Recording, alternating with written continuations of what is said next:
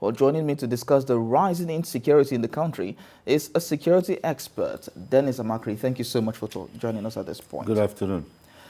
Looking at all of this situation now, there's security crisis everywhere, banditry and all of that. My question is, what are we not doing right? When you look at the whole picture, holistically, you'll find out that we've had some problems of the leadership of the security agencies. And fortunately, the president himself has listened to that and then, of course, replaced them with more energetic service chiefs. And then, of course, you can see the approach they are having right now by going to talk to the people, the governors, because that's one group of people that have not taken this thing very, very seriously. They have to be involved. Traditional rulers must be involved. And then, of course, I don't want them to stop in the north. They should also go to the northwest, northeast, and south-south and talk to this same group because, see, they have to own this thing. It is not just for the security agencies alone. And you're saying they're not owning this crisis? People are doing it as if, what is the military doing? What is the police doing, you know? But this is not just a matter for the police alone. It is not all the military alone. It's for everybody. And as long as we get involved, then we can contribute better. There have been calls for the president to allow Nigerians own weapons, guns. Will that work? Well, when you look at it, Nigerians can own weapons right now because actually if you apply and then it's approved, you can get. But of course, we've not constitutionally, you know, done it just like the Americans are doing in their Second Amendment. You know, we've not done that.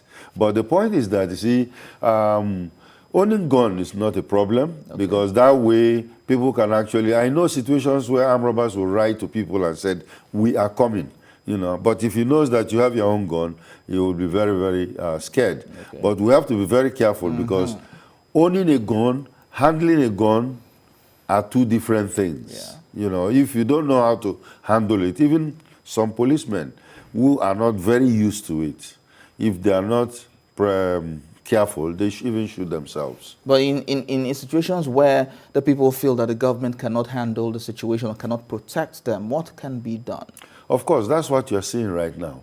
And you have regional people getting themselves together to form all kinds of self-help vigilante groups.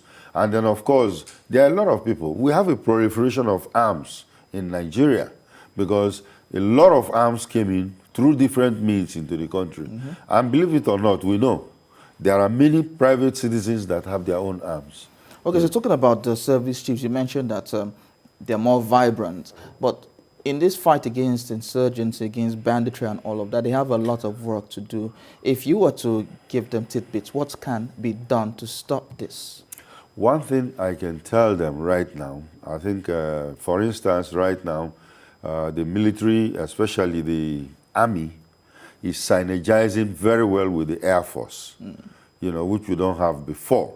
If they synergize, the air-ground integration is going to help a lot, especially with the new jets that we might get. The Navy itself, I think they've just started Operation Secured Waters, you know, recently. That is also going to help because, believe it or not, piracy is a big problem down in the south, and we are not thinking about it. The police itself have to get new technology. Intelligence-driven, you know, crime fighting is what we need right now. Is that not what we're having now? Yeah, well, the Inspector General just started Operation Puff Adder 2. And I think, according to him, this is going to, you know, approach those ungoverned spaces that have been giving us problems, where these bandits are hiding out. So I hope that he carries it out. The political will to carry this to the end. And that's a lot of people have said that might be the issue, the political will. The political will. So that's what we need. So how do we move? Even the president, for him to say that he's behind them to do everything, number one, he has his own portion to do. Finance them properly, let them have up-to-date equipment, and then, of course, they will go ahead and do their work.